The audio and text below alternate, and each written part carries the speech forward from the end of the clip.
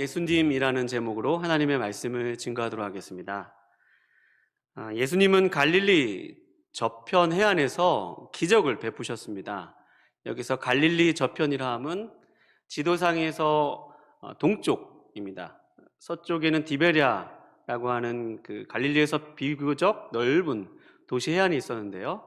그 디베랴의 맞은편에 있었던 그 갈릴리, 오늘 성경에 보면 그러니까 바다 건너편에서 기적을 베푸셨습니다. 기적을 베푸시고 다시 제자들은 배를 타고 북서쪽이죠.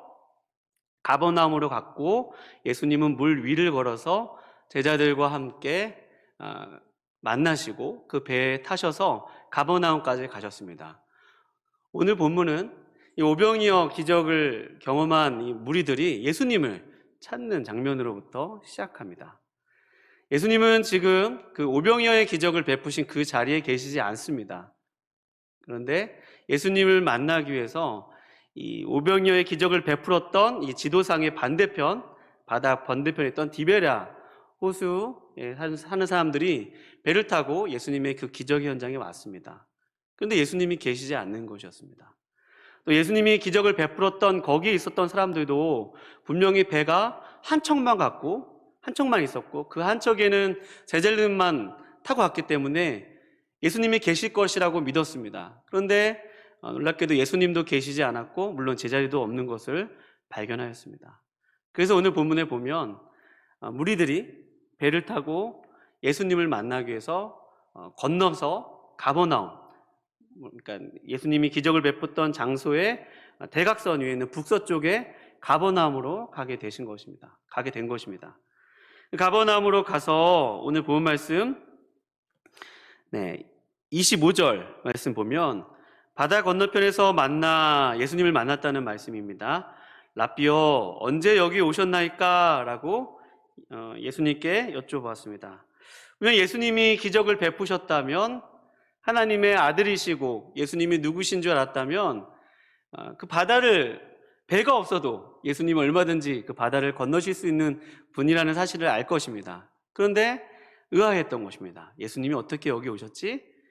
그랬더니 예수님께서 그들에게 26절에 다음과 같이 말씀하십니다. 예수께서 이르시되 내가 진실로 진실로 너희에게 이르노니 너희가 나를 찾는 것은 표적을 본 까닭이 아니요 떡을 먹고 배부른 까닭이로다 라고 말씀하고 있어요. 그러니 예수님을 찾아서 갈릴리 그 바다의 서쪽에서 디베랴 쪽에서 맞은편으로 갔다가 다시 예수님이 안 계시자 다시 이번에 북서쪽으로 갔던 그 무리들, 얼마나 열정이 많습니까? 여러분, 예수님을 만나기 위해서 배를 타고 이렇게 바다 이쪽에서 저쪽으로 왔다 갔다 하면서 예수님을 간절히 찾아왔던 그들에게 예수님이 이렇게 말씀하시는 거예요. 너희가 나를 찾은 것은 내가 베푼 그 표적의 의미를 알고서 나를 쫓아온 것이 아니라, 내가 누구인지 알아서 온 것이 아니라 단지 너희가 내가 준 떡을, 하늘에서 내가 기적을 통해서 준 떡을 먹고 배부른 까닭이로다 라고 말씀하고 있습니다. 떡을 먹고 배불러서 너희가 나를 찾는 것이라고 말씀하고 계십니다. 그러면서 27절에 또 다음과 같이 말씀하세요. 썩을 양식을 위하여 일하지 말고 영생하도록 있는 양식을 위하여 하라. 썩을 양식을 위하여, 그래서 너희가 이렇게 없어질 양식을 위하여 일을 하지 말고 영생하도록 있는 양식을 위해서 일하라고 말씀하신 것입니다. 예수님께서 그들이 배부르게 여기는 그 양식을 썩을 양식으로 표현하였습니다. 이 양식은 여기서 썩을 양식을 제대로 의미를 알기 위해서는 그 문맥에서 비춰보면 그 여러분과 제가 보고 있는 27절 말씀에 보면 썩을 양식의 반대는 영생하도록 있는 양식입니다. 그러니까 영생을 할 수 없는 양식, 부패하는 양식, 곧 없어지는 양식, 곧 사라지는 양식입니다. 마치 이스라엘 백성들이 광야에서 만나를 먹었을 때 그 만나가 결국에는 이렇게 썩어서 없어지듯이, 또 만나를 먹어서도 다시 배가 고프듯이 그런 양식을 위해서 일을 하지 말라는 것입니다. 그럼 이 말씀은 물질적인 양식이 중요하지 않다는 말은 아니죠. 물질적인 양식이 중요하지 않다는 말이 아니라 그런 양식을 위해서만 살지 말라는 말씀입니다. 물질적인 양식이 우리 몸에 필수적이지만 유한하고 썩을 수밖에 없다는 말이죠. 그런데 주님은 영생하도록 있는 양식을 위하여 살라고 말씀하십니다. 그리고 이런 양식은 말씀을 계속 보면 여러분 27절에 이 양식은 인자가 너희에게 주리니 인자는 아버지 하나님께서 인치신 자니라 라고 말씀하고 계세요. 그러니 그 양식을 주시는 분은 바로 인자이신 예수님, 하나님이 인치신 자 예수님이 그 영생하게 하는 그 양식을 주시는 분이라고 증거하고 있는 것입니다. 이 부분에 대해서 우리가 오늘 쭉 자세히 살펴볼 텐데요. 먼저 우리가 이 26절 말씀에 예수님의 말씀을 통해서 알 수 있는 것이 있습니다. 그것은 여러분과 제가 썩을 양식만을 위해서 살기보다는 영생하도록 있는 양식을 위해서 살아야 한다는 말씀입니다. 그 양식은 주님이 주시는 것이죠. 그리고 그 양식을 얻는 것은 예수님을 믿는 것과 관련이 있습니다. 우리가 육체적인 굶주림의 문제를 해결하는 것은 참 중요합니다. 기근의 문제는 참 중요한 문제예요. 여기서 썩을 양식을 위하여 일하지 말라는 말씀은 일하지 말고 신앙생활만 열심히 하면 된다는 그런 말씀이 아닙니다. 가정에서 가족들을 위해서 열심히 일하는 것 주님이 너무 소중하다고 말씀하시는 거예요. 가족을 위해서 애쓰고 수고하여서 가족들에게 양식을 가져다 주는 것, 그것이 썩을 양식을 구하는 것이라고 말씀하시는 부분이 아니라는 말씀입니다. 그런 것이 아니라 썩을 양식, 곧 사라지고 없어지고 부패되고 영원하지 않는 그런 우리에게 만족을 주고 배부름을 주는 그런 양식만을 추구하면서 살지 말라는 말씀이 되는 것입니다. 그래서 그런 것 자체가 인생의 목적이 되어서는 안 된다는 그런 말씀이죠. 예수님은 우리의 인생의 목적이 영생하도록 있는 양식을 구하며 살아야 한다고 하시는 것입니다. 그리고 이 양식은 예수님을 통해서 또 예수님을 믿는 것을 통해서 주어진다는 것입니다. 그래서 여러분, 우리의 인생과 목적이 이렇게 썩어질 양식을 위해서 살아간다면, 여러분 그런 것을 위해서 살아간다면 오늘 여러분과 제가 오늘 주님의 말씀에 귀 기울일 필요가 있어요. 적용해 본다면 이런 것이죠. 내가 예수를 잘 믿었더니 주님이 내게 복을 주셔서 물질적으로 아주 풍족하다. 나는 하느님마다 다 잘 된다. 나는 멋진 고급 승용차를 타고 나는 남부럽지 않은 그런 곳에서 일을 하며 또 나는 고액의 연봉을 받고 또 나는 남부럽지 않은 넓은 집에 사는 것은 다 내가 신앙생활을 잘해서야, 내가 예수님을 잘 믿어서야 라고 여러분과 제가 해석과 적용을 해버리면, 그러면 그렇지 않은 사람들은 예수님을 잘 믿지 못해서 그런 결과가 온 것이 돼버립니다. 그런 것이 아니죠. 여러분과 제가 예수님을 믿는 목적이 기복생활, 기복주의를 추구하여서 물질적인 복과 풍요와 안락함만을 추구한다면 오늘 예수님께 그렇게 바다 디베라에서 맞은편 갔다가 또 다시 가버나움까지 예수님을 찾기 위해서 열광하는 사람처럼 예수님보다는 예수님이 주시는 그 어떤 기적을 바라면서 신앙생활하는 여러분과 저희의 모습인 줄 모릅니다. 그러나 예수님은요, 오늘 본 말씀 27절에서 영생하도록 있는 양식을 위해서 일하라고 하시죠. 그것은 바로 여러분과 제가 예수님과 바른 관계를 맺는 것입니다. 아무쪼 여러분과 제가 신앙생활의 동기가 어디 있는지 이 부분을 통해서 한번 점검해보고 진단해봤으면 좋겠습니다. 나는 썩을 양식을 위해서 살고 있는지, 아니면 예수님이 정말 필요한지, 양식을 주시는 그 예수님이 좋은지, 아니면 예수님이 주시는 그 양식만을, 우리에게 주어지는 그 어떤 것만을 추구하며 사는 사람인지 한번 여러분과 제가 한번 더 점검해보는 귀한 시간 되실 수 있기를 주님의 이름으로 축원드립니다. 계속해서 군중들은 예수님께 질문을 했습니다. 어떻게 해야 하나님의 일을 합니까? 그랬더니 예수님께서 29절 말씀에 예수께서 대답하여 이르시되 하나님께서 보내신 이를 믿는 것이 하나님의 일이니라 하시니 라고 말씀하고 있어요. 예수님이 썩을 양식을 위하여 일하지 말고 영생하도록 있는 양식을 위하여 일하라 라고 했으니까, 그럼 주님, 우리가 무슨 일을 하면 그 영생을 얻을 수 있습니까? 우리가 어떤 선한 일을 하여야 그 영생을 얻을 수 있겠습니까? 내가 어떤 일을 하여야 그것을 얻을 수 있겠습니까? 라고 주님께 질문한 것이에요. 그랬더니 주님이 29절에 하나님께서 보내신 일을 믿는 것이 하나님의 일이니라 라고 하셨어요. 믿는 것이 중요하다는 말씀이시죠. 근데 계속 보면 그러니까 너희가 나를 믿어야 된다고 주님이 말씀하셨는데 30절 말씀에 보면 그들은 또 엉뚱한 질문합니다. 그들이 묻되 그러면 우리가 보고 당신을 믿도록 행하시는 표적이 무엇입니까? 하시는 일이 무엇이니까? 라고 예수님께 질문해요. 그러니까 오병이어의 기적을 체험했음에도 불구하고 또 우리가 당신을 믿을 만한 그러한 기적, 표적을 또 보여달라는 것입니다. 그러면서 또 하는 말씀이 31절에 기록된 바 하늘에서 그들에게 떡을 주어 먹게 하였다함과 같으니 우리 조상들은 광야에서 만나를 먹었나이다 라고 이렇게 예수님께 말하고 있어요.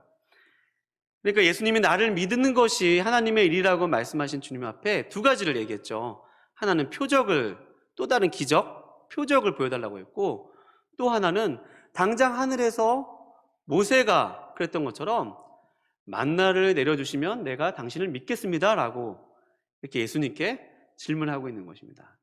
이게 사실 전통에 의해서 이렇게 된 건데요. 미드라시에 보면 또 다른 모세가 와서, 그러니까 또 다른 모세, 메시아가 오면 하늘에서 이렇게 만나를 내린다는 그러한 해석과 전통이 이 당시에 있었습니다. 그러니까 성경 말씀을 그 당시 랍비들이 해석한 그 전통이 그런 내용이에요. 그러니까 당신이 그 메시아가 맞다면 지금 당장 하늘에서 만나를 내리는 표적을 우리에게 또다시 보여달라는 것입니다. 그럼 내가 당신을 믿겠다는 것이죠. 그랬더니 예수님이 이런 맥락 안에서 이렇게 그들의 잘못된 오해를 교정하고 바로잡아 주시는데요. 32절, 오늘 제가 좀 성경을 읽는 이유는 제가 중요한 포인트에서 머물고 거기에 대해서 집중적으로 보지만 그것을 다 좀 확인하기 위해서입니다. 32절에 내가 진실로 진실로 너희에게 이르노니 모세가 너희에게 하늘로부터 떡을 준 것이 아니라 내 아버지께서 너희에게 하늘로부터 참떡을 주신다. 그리고 하나님의 떡은 하늘에서 내려 세상에 생명을 주는 것이니라 라고 주님이 그들에게 말씀하고 계세요. 그 말은 뭐냐면, 아니야, 모세가 너희에게 떡을 준 거, 하늘에서 만나 주신 것이 아니라 내 아버지 하나님이 양식을 주고 계신 거야. 하나님이 너희에게 생명을 주시는 분이셔. 그리고 하나님의 떡은 하늘에서 내려서 세상에 생명을 주는 것이라고 이야기하고 있습니다. 그러니까 지금까지 살펴봤던 썩을 양식, 만나와 같이 먹으면 배고프고 목마르고 먹어도 만족감이 없는 그런 만나를 주시는 것이 아니라 하나님이 주시는 양식은 썩지 아니하고 영원한 그런 양식을 주신다고 주님이 말씀하고 있어요. 그랬더니 우리 다 같이 34절 다 같이 한번 읽어볼까요? 시작. 그들이 이르되 주여 이 떡을 항상 우리에게 주소서. 그들이 이르되 주여 이 떡을 항상 우리에게 주십시오.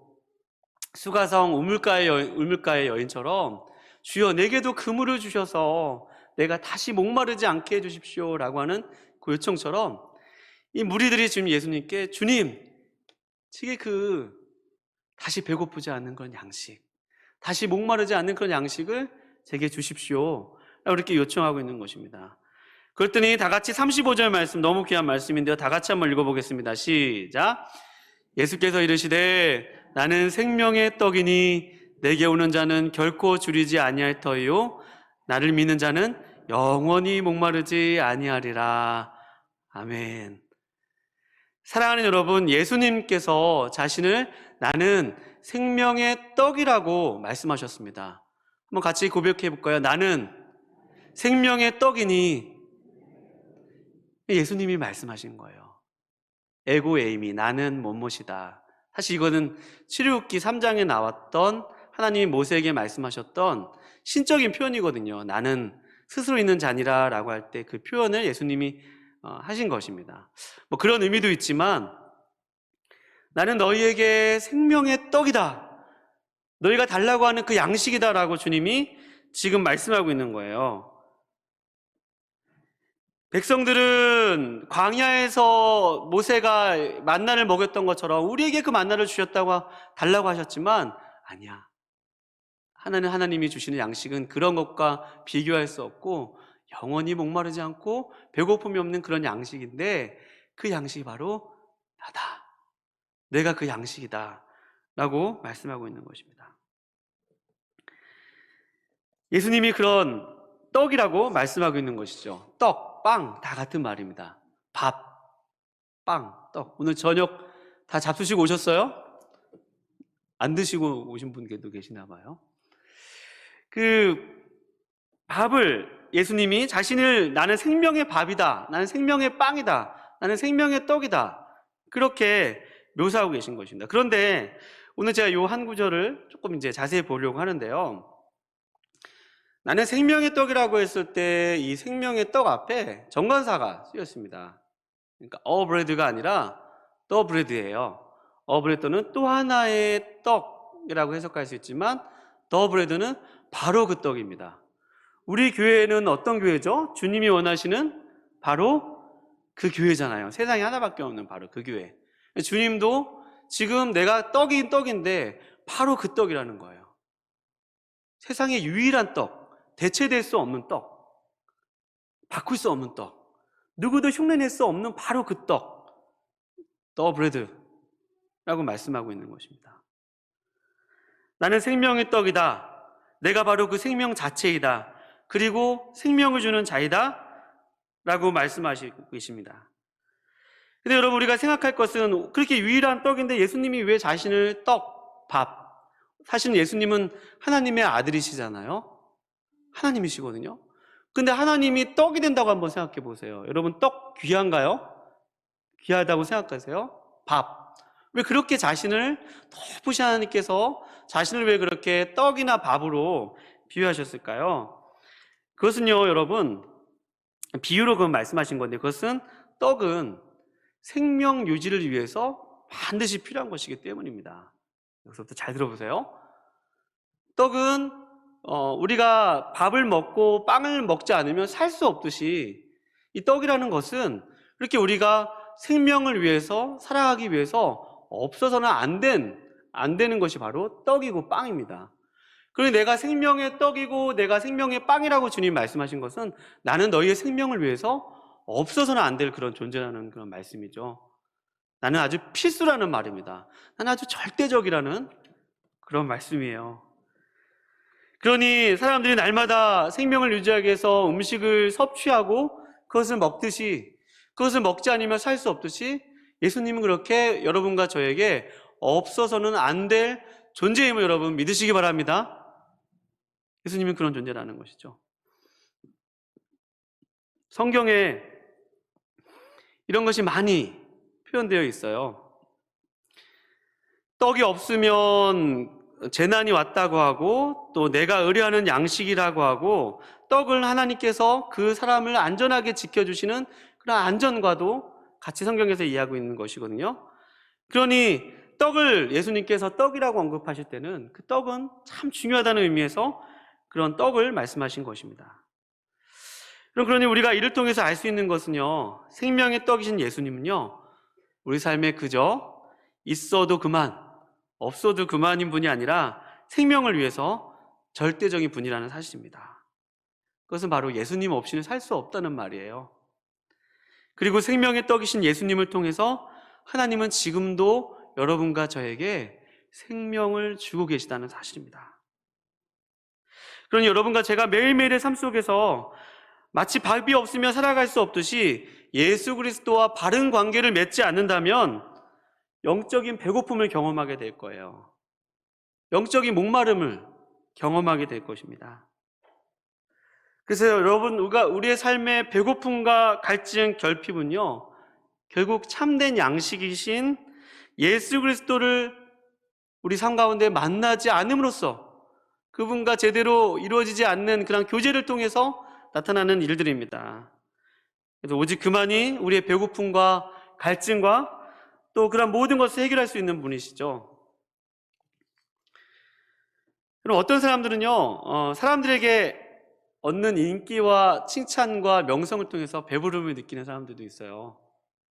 내가 살아가는 이유가 삶의 동기를 잘 생각해 보면 내가 사람들에게 좀 인기를 얻고 사람들에게 인정을 받고 또 사람들에게 좋은 평가를 받고 사람들의 어떤 그런 반응을 통해서 내가 만족을 얻고 내가 배부르다고 느끼는 그런 사람들도 있습니다. 그런데 여러분, 그런 만족과 그런 사람들로부터의 인정과 칭찬과 명성, 명예, 인기, 여러분, 그런 것이 아주 높은 곳에 있었던 성경 인물이 있었습니다. 솔로몬이라는 사람 있죠? 그 사람이 전도서에서 뭐라고 그랬죠? 헛되니 모든 것이 다 헛되다. 해 아래 선한 것이 없다고 얘기하면서 그러한 모든 절대 권력에 오르고 또 사람으로부터 명성과 칭찬을 받았지만 모든 것이 다 헛되다고 그랬죠. 사도 바울은 갈라디아서 1장 1절에 다음과 같이 이야기하고 있습니다. 사람들에게서 난 것도 아니요 사람으로 말미암은 것도 아니요 오직 예수 그리스도와 그를 죽은 자 가운데서 살리신 하나님 아버지로 말미암아 사도된 바울은 이라고 얘기하고 있습니다.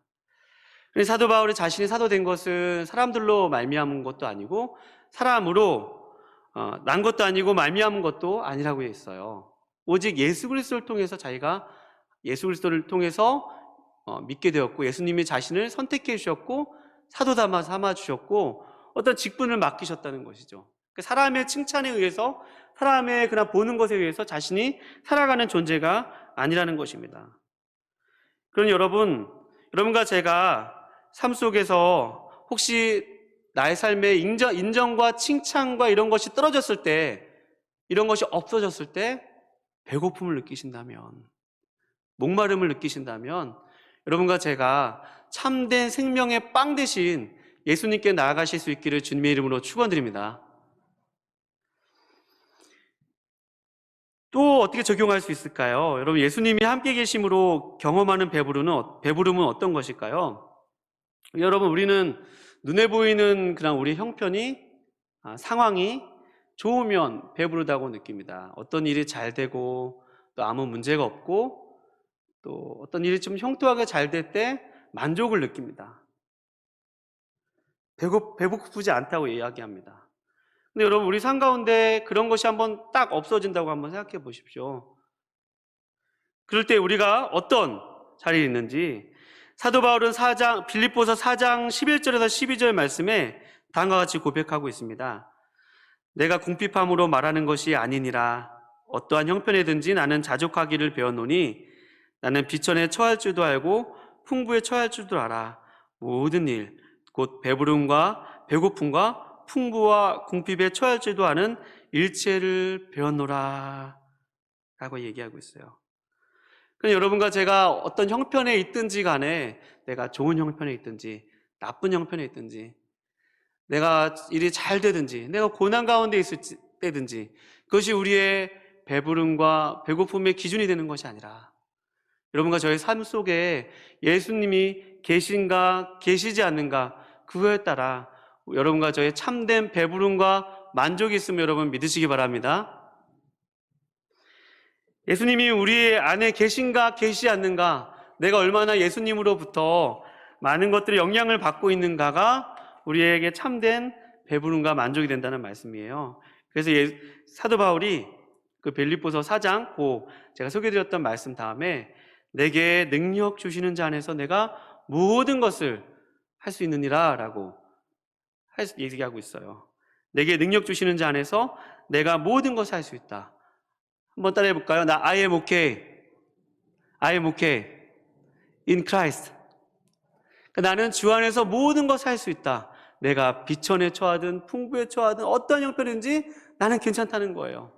나는 배부르다는 것입니다. 나는 만족하다는 거예요. 여러분, 예수님께서 우리 삶 가운데 계실 때 우리의 삶에 문제가 없다고 얘기하는 것은 복음을 잘못 이해하는 것이죠. 우리는 여전히 삶 속에서 굶주림에 직면할 수도 있습니다. 육체적인 배고픔에 문제 있을 수도 있어요. 물론 예수님은 우리의 그러한 것을 주시는, 해결하실 수 있는 분이시고 또 우리의 양식을 먹이시는 분이세요. 그러나 우리가 그런 것 때문에 우리의 만족과 우리의 배부른 것이 있는 것이 아니라 우리가 어떠한 절망과 또 관계 간의 어려움과 갈등과 또는 실패를 경험할지라도 여러분과 저 안에 예수님이 함께 계시다면 여러분과 저는 이미 배부른 자임을 여러분 믿으시기 바랍니다. 그러니까 이미 바깥에서 찾지 말고 우리 안에 계신 예수님으로부터 우리의 배부름의 그 이유와 근거를 찾아야 한다는 말입니다. 또 다른 예수님을 만나기 위해서 우리가 노력하는 것이 아니라 이미 우리 안에 거하시고 영원히 떠나지 않으시고 영원히 함께 계시는 주님이 우리 안에 계시다면, 그래, 내 안에 주님이 계시지. 그래, 주님이 내 안에 함께 계시지.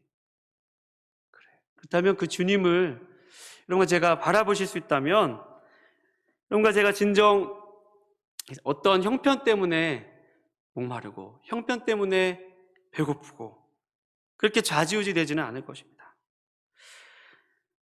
무엇보다 우리가 코로나 기간을 겪으면서 생각하고 있는 것이 무엇이 진정 삶의 중요한 생명이고 무엇이 진정 가장 소중한 것이었는가를 많이 생각하는 기간인 것 같습니다.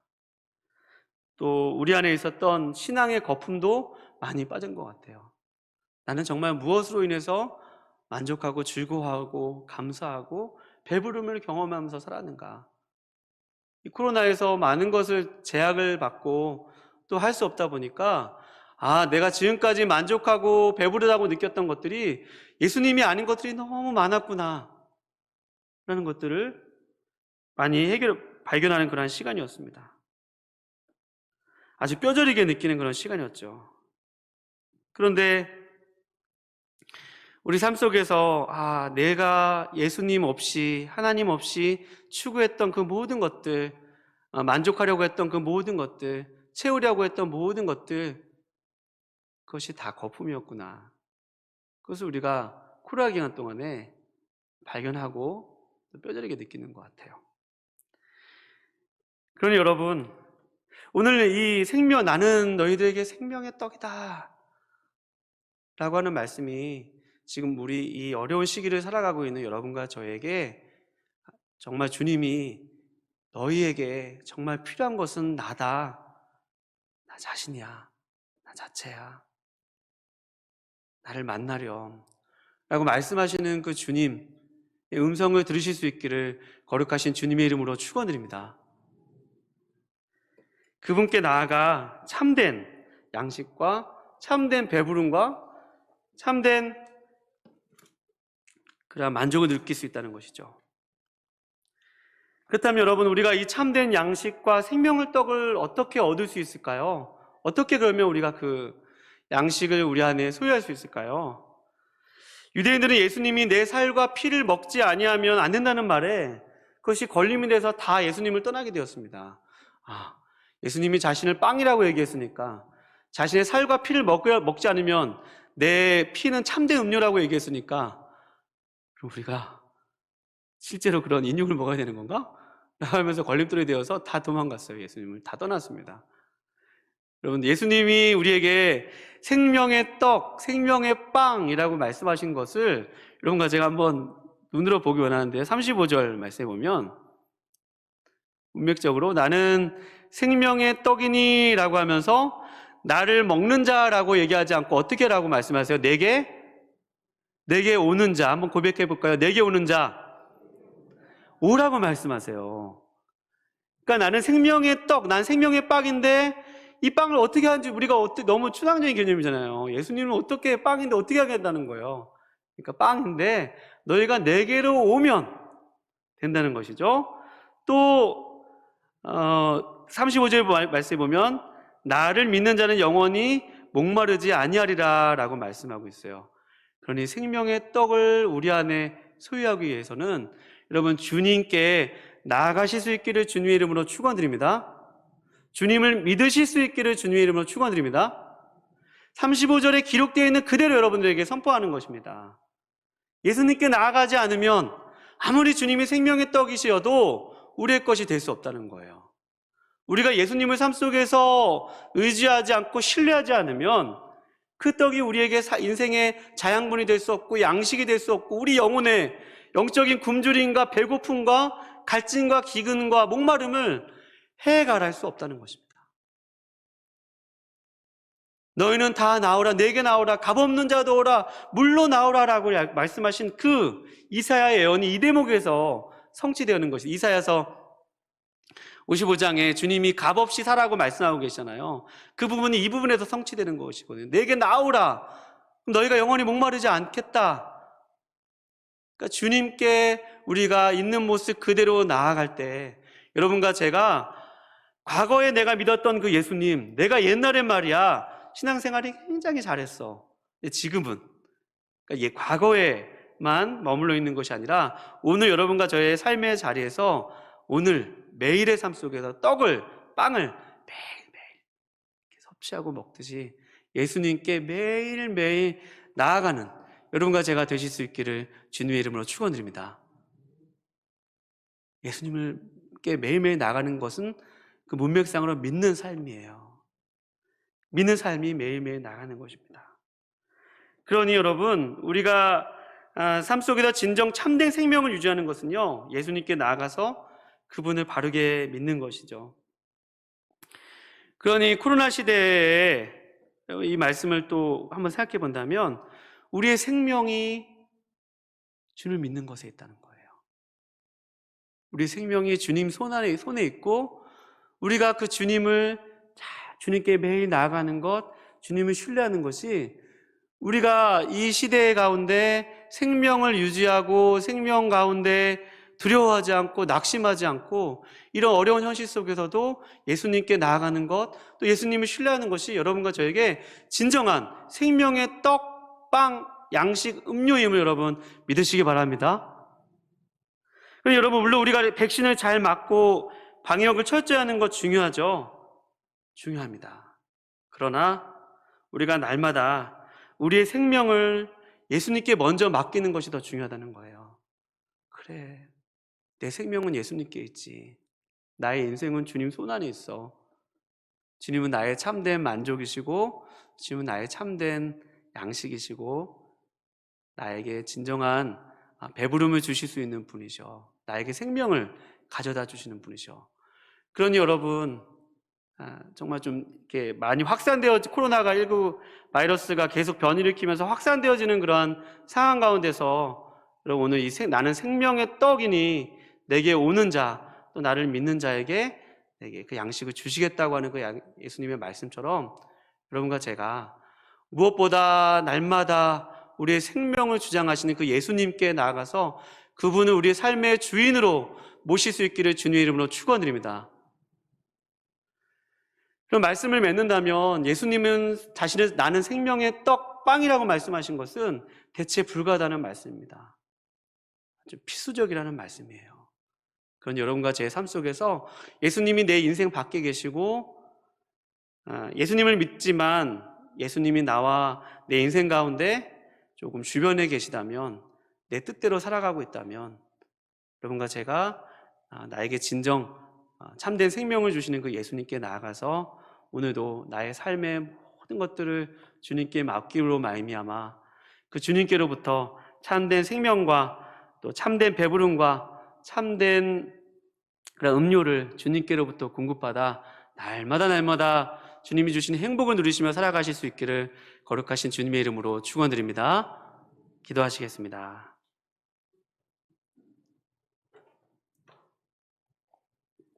하나님 아버지, 우리는 주님이 없어도 살 수 있다고 생각하며 또 주님 아닌 것에서 만족과 또 배부름과 목마름을 해결하려 하며 살았던 우리의 그러한 어리석음을 주님 불쌍히 여겨 주십시오. 주님, 나는 생명의 떡이라 내게 오는 자는 결코 줄이지 아니하신다고 또 참된 떡이라고 말씀하신 그 주님 앞에 오늘도 나아갈 수 있게 도와주시옵시고, 그 주님과 올바른 관계 속에서 주님을 의뢰하는 가운데 내 삶 속에 예수님이 가장 귀한 분이라고, 내가 예수님이 없으면 살 수 없는 그런 존재라고 날마다 그렇게 주님께 고백하며 나아가는 우리 모든 심령들이 될 수 있도록 주님 도와주시옵소서. 심령이 가난한 자는 천국이 저희 것이라고 말씀하셨사오니, 우리에게 그런 영적인 배고픔과 목마름과 갈증이 있다면 주님이 우리에게 오늘 음성으로 부르시는 것임을 깨닫고 주님께 나아가는 귀한 시간 될 수 있도록 저희들 가운데 함께하여 주시옵소서. 감사해 드리오며 귀하신 예수님의 이름으로 기도합니다. 아멘.